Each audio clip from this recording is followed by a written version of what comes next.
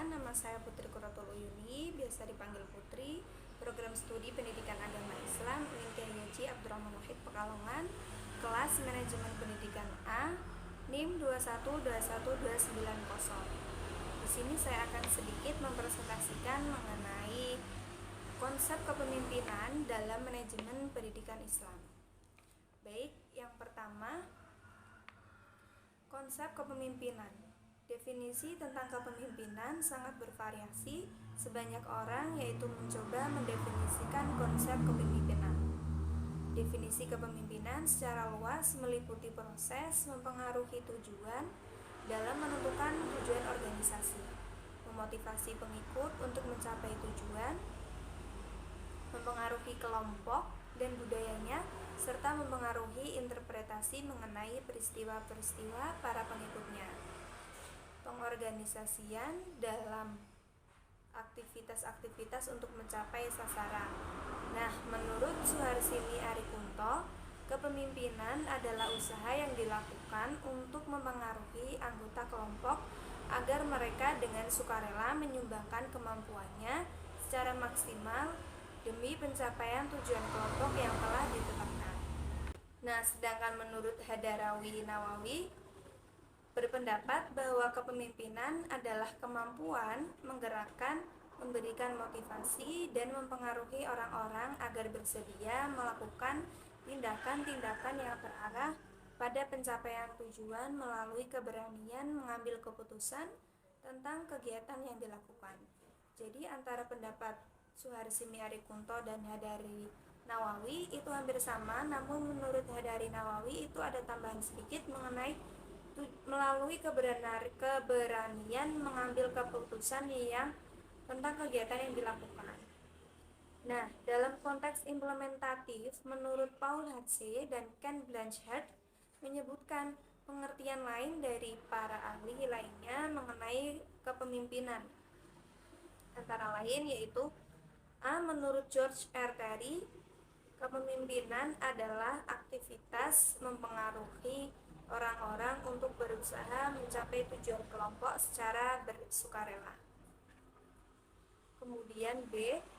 Menurut Robert Tannenbaum, Irving R. Wetzler, dan Fred Meskerich mendefinisikan kepemimpinan sebagai pengaruh antara pribadi yang dilakukan dalam suatu situasi dan diarahkan melalui proses komunikasi pada pencapaian tujuan atau tujuan-tujuan tertentu. Nah, pendapat yang ketiga, menurut Harlow Kohns dan Cyril O'Donnell mengemukakan bahwa kepemimpinan adalah upaya mempengaruhi orang-orang untuk ikut dalam pencapaian tujuan bersama. Kemudian, dalam kenyataannya, apapun bentuk suatu organisasi pasti memerlukan seorang dengan atau tanpa dibantu orang lain untuk menduduki posisi pimpinan atau pemimpin. Seseorang yang menduduki posisi pimpinan dalam suatu organisasi mengemban tugas melaksanakan kepemimpinan, termasuk dalam hal ini adalah organisasi pendidikan, yang mana pemimpin dalam organisasi ini adalah kepala sekolah atau madrasah. Kemudian poin yang B yaitu fungsi kepemimpinan dalam manajemen. Maksudnya adalah dalam proses kepemimpinan pada dasarnya merupakan interaksi antara manusia dengan makhluk sosial. Kepemimpinan tidak dapat dilepaskan hubungannya dengan situasi sosial yang terbentuk dan sedang berlangsung di lingkungan suatu organisasi. Oleh karena situasi itu selalu berkembang dan dapat berubah-ubah, maka proses kepemimpinan tidak mungkin dilakukan sebagai kegiatan rutin yang diulang-ulang. Tidak satupun cara bertindak atau berbuat yang dapat digunakan secara persis sama dalam menghadapi dua situasi yang terlihat sama, apalagi berbeda di lingkungan suatu organisasi oleh seorang pemimpin. Nah, dengan demikian berarti juga suatu cara bertindak yang efektif dari seorang pemimpin itu tidak dapat ditiru secara tepat dengan mengharapkan hasil yang sama efektifnya oleh pemimpin yang lain. Cara bertindak sama di lingkungan organisasi yang berbeda dan situasi sosial yang tidak sama, maka hasilnya juga akan berbeda. Cara bertindak dari seorang pemimpin didasari oleh keputusan yang diterapkannya, yang tepat, yang sangat dipengaruhi oleh kemampuan menganalisa situasi sosial organisasinya. Pemimpin yang efektif akan selalu berusaha mengembangkan situasi sosial yang bersifat kebersamaan yang mampu memberikan dukungan positif terhadap keputusan yang ditetapkannya. Berkaitan dengan fungsi dari kepemimpinan, Gerungan sebagaimana mengutip pendapat Raj bahwa ada 3 fungsi utama dari seorang pemimpin, antara lain: 1. Seorang pemimpin bertugas memberikan struktur yang jelas dari situasi-situasi yang rumit yang dihadapi oleh kelompoknya, atau structuring the situation.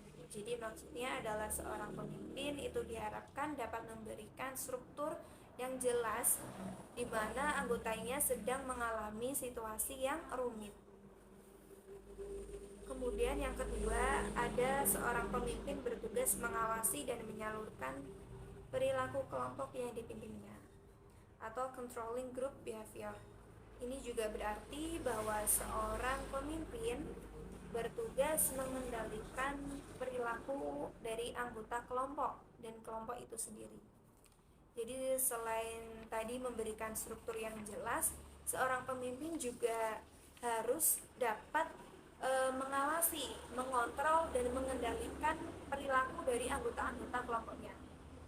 Dan yang ketiga, yaitu seorang pemimpin bertugas sebagai juru bicara kelompok yang dipimpinnya, atau spokesman of the group. Artinya yaitu seorang pemimpin harus dapat merasakan dan menerangkan kebutuhan-kebutuhan kelompok yang dipimpinnya ke dunia luar, baik mengenai sikap kelompok, tujuan, harapan-harapan, atau hal-hal yang lain. Jadi tadi itu ada beberapa fungsi dari kepemimpinan. Yang pertama memberikan struktur yang jelas, yang kedua memberikan pengawasan ataupun kontrol, dan yang ketiga sebagai juru bicara dari kelompok tersebut. Kemudian poin yang C, yaitu ada tipologi dari kepemimpinan. Apa itu maksudnya dari tipologi kepemimpinan? Dalam menggerakkan atau memotivasi orang lain agar melakukan tindakan-tindakan yang selalu terarah pada pencapaian tujuan organisasi. Seorang pemimpin harus memiliki pengetahuan atau kecakapan dan keterampilan yang diperlukan dalam melaksanakan kepemimpinannya. Pengetahuan dan keterampilan tersebut diperoleh dari pengalaman belajar secara teori maupun dari pengalamannya dalam praktek selama menjadi pemimpin. Dalam melaksanakan kepemimpinannya, berbagai cara ditempuh oleh seorang pemimpin. Cara-cara yang digunakan merupakan pencerminan dari sikap dan pandangan seorang pemimpin terhadap orang yang dipimpinnya, yang memberikan gambar pula tentang bentuk atau tipe kepemimpinan yang dijalankan. Nah, secara teoritis ada beberapa tipe kepemimpinan yang pokok yang dapat dibedakan menjadi 3, yaitu tipe autokratis, tipe laissez-faire, dan tipe demokratis. Masuk tipe yang pertama, yaitu tipe kepemimpinan autokratis. Maksudnya bagaimana dari kepemimpinan autokratis? Tipe kepemimpinan ini merupakan tipe kepemimpinan yang paling tua dikenal oleh manusia, atau tipe kepemimpinan yang sudah banyak dikenal ataupun diketahui oleh manusia. Oleh karena itu, tipe ini tipe yang paling banyak dikenal Dalam kepemimpinan yang otokratis, pemimpin bertindak sebagai diktator terhadap anggota-anggotanya. Baginya, memimpin adalah menggerakkan dan memaksa kelompok. Kekuasaan pimpinan yang otokratis hanya dibatasi oleh undang-undang. Penafsirannya sebagai pemimpin tidak lain adalah menunjukkan dan memberi perintah.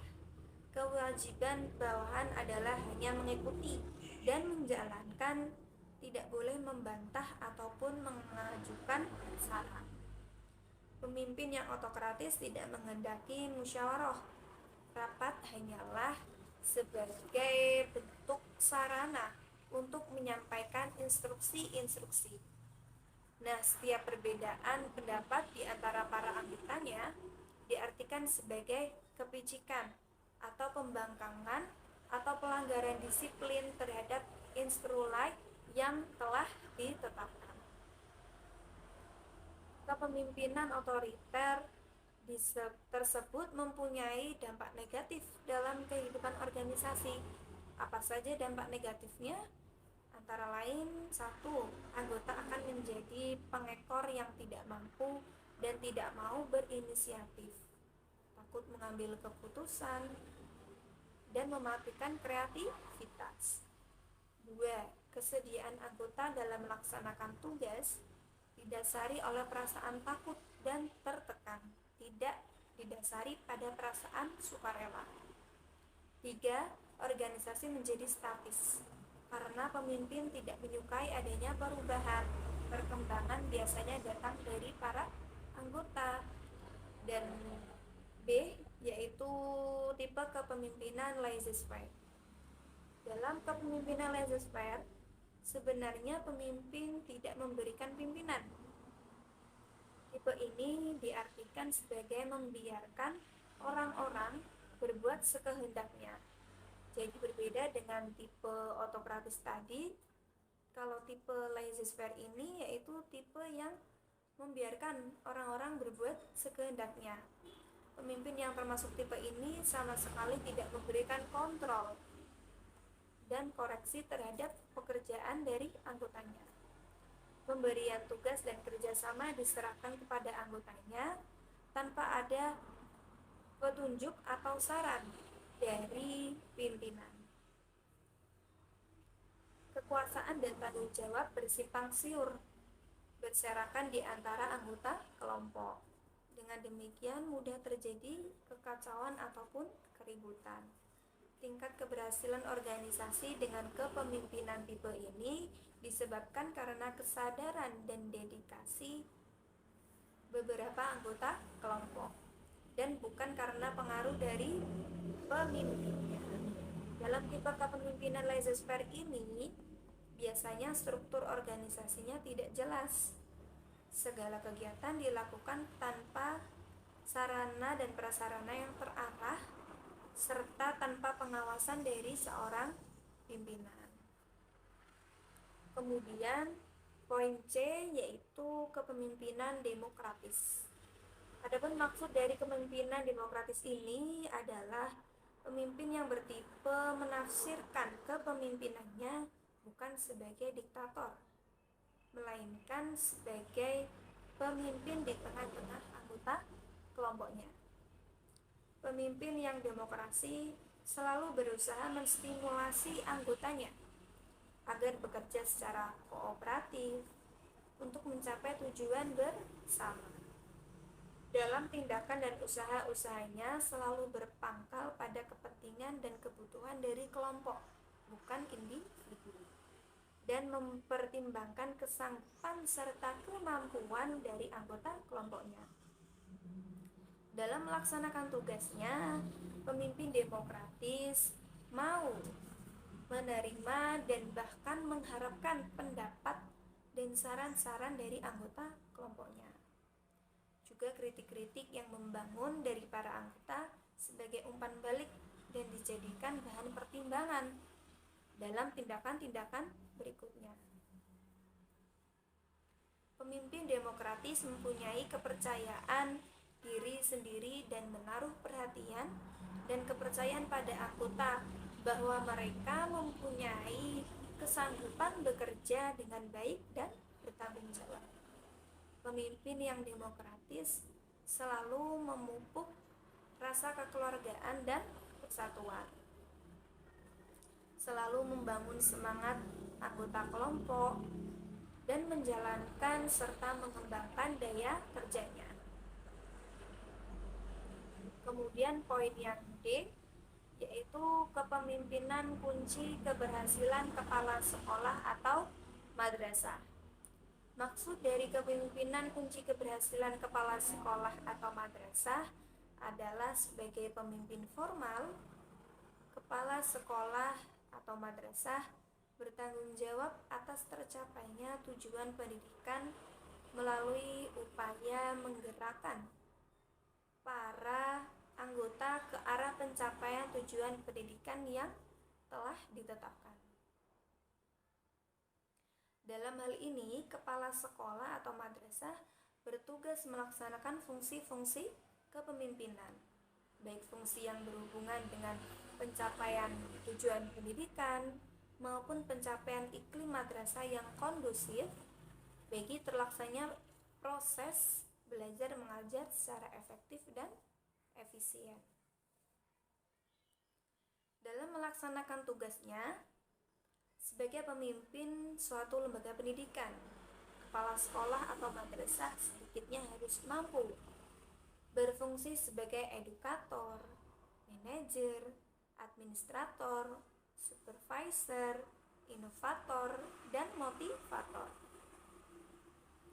Yang pertama, kepala sekolah atau madrasah sebagai edukator. Maksudnya adalah dalam melaksanakan fungsinya sebagai edukator, kepala sekolah atau madrasah harus memiliki strategi yang tepat untuk meningkatkan profesionalisme tenaga kependidikan di madrasahnya, menciptakan iklim yang kondusif, memberikan nasihat kepada warga madrasah, memberikan dorongan kepada seluruh tenaga kependidikan, serta melaksanakan model pembelajaran dengan menarik. Dalam peranan ini, sebagai pendidik, kepala sekolah atau madrasah harus berusaha menanamkan, memajukan, dan meningkatkan sedikitnya 4 macam nilai. Apa saja 4 macam nilai tersebut? Yaitu pembinaan mental, moral, fisik, dan artistik bagi para guru dan staf di lingkungan kepemimpinannya. Kemudian B, kepala sekolah atau madrasah sebagai manajer. Apa itu maksudnya? Manajemen pada hakikatnya merupakan suatu proses merencana, mengorganisasi, memimpin, dan mengendalikan upaya organisasi dengan segala aspeknya agar tujuan organisasi tercapai secara efektif dan efisien. Dikatakan suatu proses karena semua manajer dengan ketangkasan dan keterampilan yang dimilikinya mengusahakan dan mendayagunakan berbagai kegiatan yang saling berkaitan untuk mencapai tujuan. Dalam rangka melakukan peran dan fungsinya sebagai manajer, kepala sekolah atau madrasah harus memiliki strategi yang tepat untuk memberdayakan tenaga kependidikan melalui kerjasama yang kooperatif, memberi kesempatan kepada para tenaga kependidikan untuk meningkatkan profesinya, dan mendorong keterlibatan seluruh tenaga kependidikan dalam berbagai kegiatan yang menunjang program madrasah.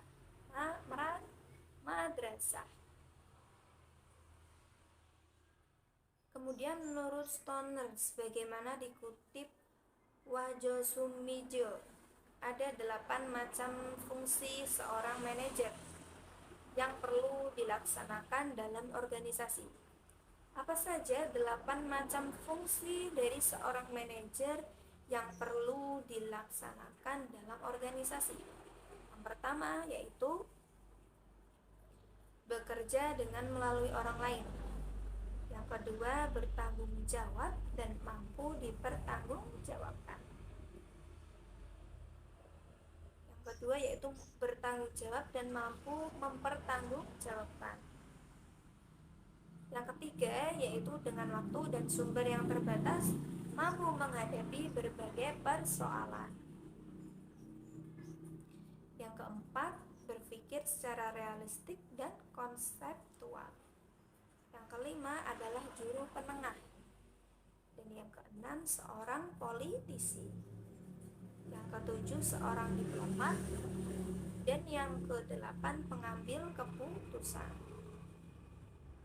Kemudian poin yang C yaitu kepala sekolah atau madrasah sebagai administrator. Maksudnya apa kepala sekolah atau madrasah sebagai administrator? Memiliki hubungan yang sangat erat dengan berbagai aktivitas pengelolaan administrasi yang bersifat baik pencatatan, penyusunan, dan pendokumenan seluruh program pengajaran. Nah, secara spesifik, kepala sekolah atau madrasah harus memiliki kemampuan untuk mengelola kurikulum, mengelola administrasi peserta didik, mengelola administrasi personalia, mengelola administrasi sarana dan prasarana, dan mengelola administrasi kearsipan, serta mengelola administrasi keuangan.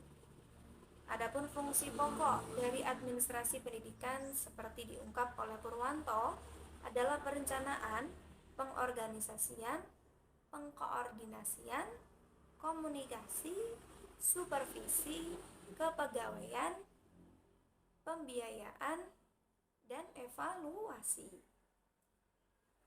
Kemudian poin yang ke-D yaitu kepala sekolah atau madrasah sebagai supervisor.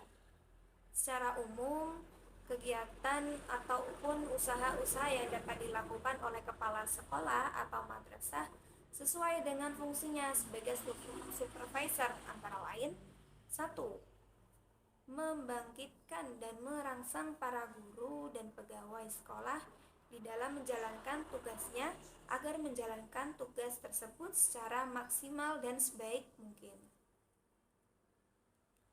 Yang kedua, berusaha mengadakan dan melengkapi alat-alat perlengkapan sekolah, termasuk media instruksional yang diperlukan bagi kelancaran dan keberhasilan dari proses belajar mengajar.